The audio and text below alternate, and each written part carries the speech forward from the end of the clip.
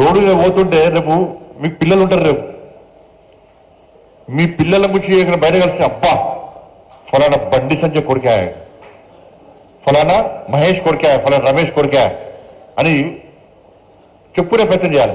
వీడు అక్క రమేష్ కొడుకా, వీడు మహేష్ కొడుకా. ఆ పిల్లలకు చెడ్డ పేరు ఎవరి వల్ల వస్తున్నది? ఎవరి వల్ల వస్తున్నది? మన వల్ల వస్తున్నది. ఆ పిల్లలకు మంచి పేరు ఎవరి వల్ల వస్తుంది? మన వల్ల వస్తుంది. రేపు పోతుంటే హీరోలకు బతకాలన్నా, నా బతుకుని హీరోలకు బతకాలన్నా, జీరోలకు బతకదన్నా, ఆ బతికే వేస్తానా?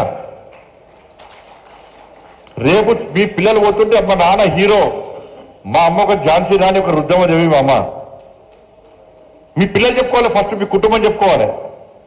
నాకు చాలా సంతోషిస్తారు. ఇక్కడ పోతుంటే వాళ్ళు మా బంధువులు వచ్చి బండి సంజయ్ బండి, నేను చాలా సంతోషపడతా. నేను నాతో ఫోటో చూస్తే సంతోషపడతా. అబ్బా నేను మొత్తంగా ఏదో ఒక గొప్ప కార్యం చేసిన వాటి స్థాయికి వచ్చినా అనుకుంటా నేను. కానీ గర్వం ఉండదు నాకు, అహంకారం ఉండదని నేను ఏడు పైన గిట్టే ఉంటాను. నేను అయితే కిందికి వచ్చినా, గ్రౌండ్కి వెళ్ళి వచ్చినా. నాది 109 కేసులు అన్నా. 109 కేసుల ఒక్క కేసు కొట్టేస్తేనే టీవీలో బ్రేకింగ్ వచ్చింది. ఇక 108 కేసు గురించి ఎవరు మాట్లాడదు. ఇక అందరం ఉంటారు, అబ్బా బండి సంజయ్ కేసు కొట్టి ఏం కొట్టేది, ఒకటే కేసు కొట్టేసిన, ఇంకా 108 కేసులు ఉన్నాయి నా మీద.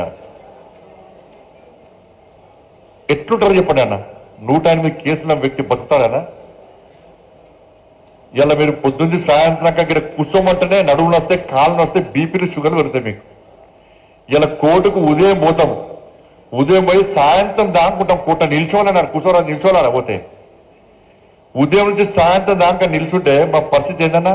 108 కేసులకు అవ రాజరెడ్డి సాబ్ ఉన్నాడు అక్కడ, మా వకీల్ సాబ్. మాకు ఎట్లుంటుందన్న పరిస్థితి చెప్పన్నా? ఉదయం నుంచి సాయంత్రం దాకా కోర్టులో పిలిచినాక నిల్చుంటే ఇలా పరిస్థితి ఆలోచించండి. కానీ ఏ రోజు మేము కేసులకు భయపడలేనా? దానికి మీకోసం కొట్టాన 317 జీవోనే ఉదాహరణ. మీకోసం కొట్టాలి. ఏ రాజకీయ పార్టీ రాలే ఆ రోజు. రేవంత్ రెడ్డి గారు రాలే, బట్టి విక్రమార్క రాలే, కోమరెడ్డి వెంకరెడ్డి గారు రాలే, కోమరెడ్డి శ్రీనివాసరెడ్డి గారు రాలే. ఎవరు వచ్చినా? భారతీయ జనతా పార్టీ వచ్చింది. తపస్సు వచ్చింది ఆ రోజు. ఆ రోజు మా వెంకటరమణ అందరూ వచ్చిన రోజు మాస్కులు వేసుకొని మా ఉద్యోగులు పాల్గొన్నారు. నేనే బయటకు పంపించినామా. ఎందుకంటే కేసీఆర్ మూర్ఖుడు. నా కార్యాలయాన్ని జేసీబీతో కూల్చామన్నాడు. నా కార్యాలయాన్ని రాత్రి మందు దాగి ఫోన్ చేసి కేసీఆర్ సిపి ఫోన్ చేసి ఆ కార్యాలయాన్ని జేసీబీతో మొత్తం కూల్చేయని చెప్పి ఆదేశాలు చేయండి. ఇలా ఏం జరిగిందో మీకు తెలుసు, మనం చెప్పాల్సిన అవసరం లేదు. జైలుకు పోయినాం.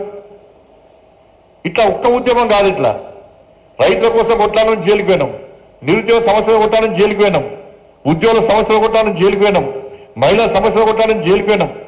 ప్రతి సమస్యలో కొట్టాలని జైలుకు పోయినాం. ప్రతి సమస్యలో కేసులు భరించడం మేము. కాబట్టి మీకు ఎందుకు చెప్తున్నా, మీరు ఎక్కడ భయపడాల్సిన అవసరం లేదు. మీకు ఏ ఇబ్బంది వచ్చినా మీకన్నగా నేను మళ్ళీ చెప్తున్నానా, ఒక్క తపస్సు సంబంధించి ఒక్క ఉపాధ్యాయునికి చిన్న సమస్య వస్తే ఒక కుటుంబం లెక్క స్పందించాలి.